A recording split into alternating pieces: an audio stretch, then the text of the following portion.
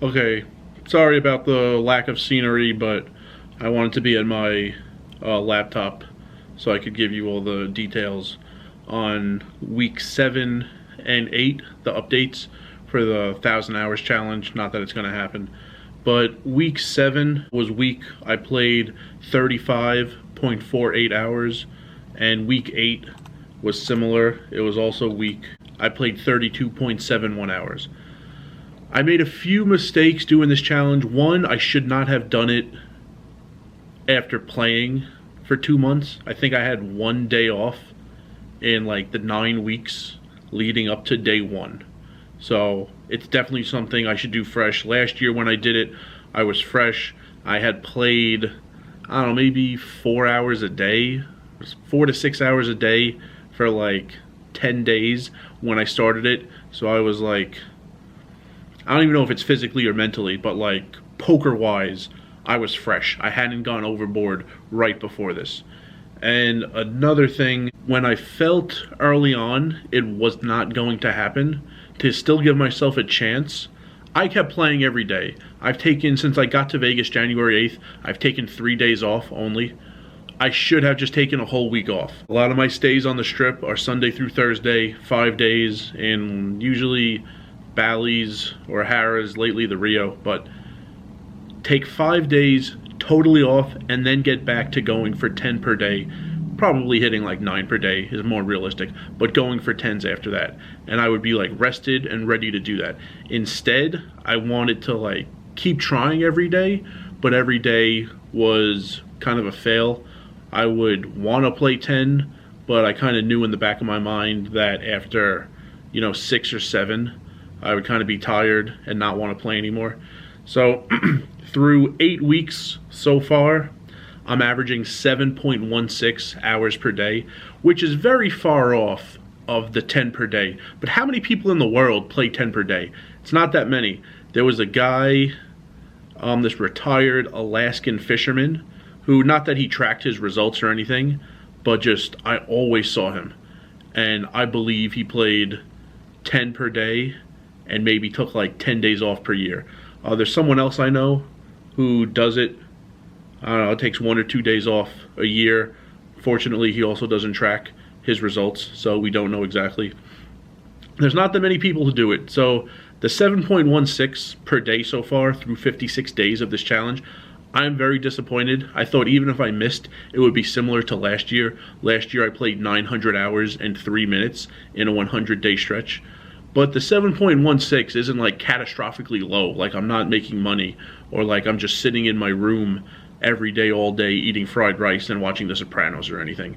It's disappointing, but it's still like a pretty good worst case scenario. Very far off, but I'm still putting in hours.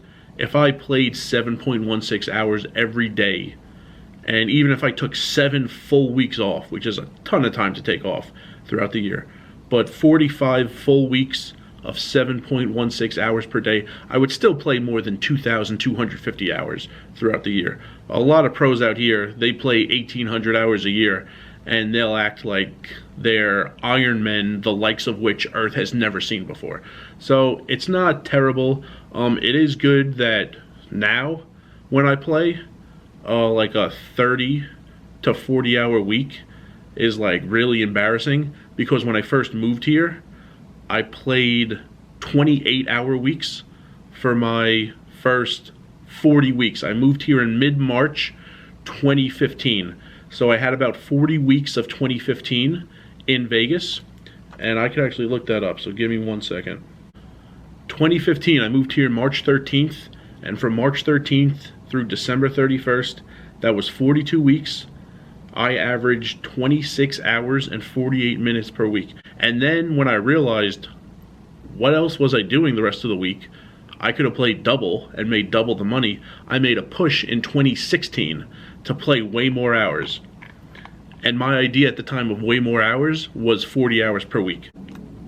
Through the first 12 weeks of 2016, I averaged 39 hours and 17 minutes per week for those first 12 weeks of the year. So that to me at the time was like a crazy amount of hours. I was like so proud that I kept basically the 40 per week for the first 3 months of the year. Now, when I play 35, I'm like so embarrassed I don't want to tell anybody. So I'll keep telling you every week. We're a little more than halfway there, and the 100th day is June 22nd.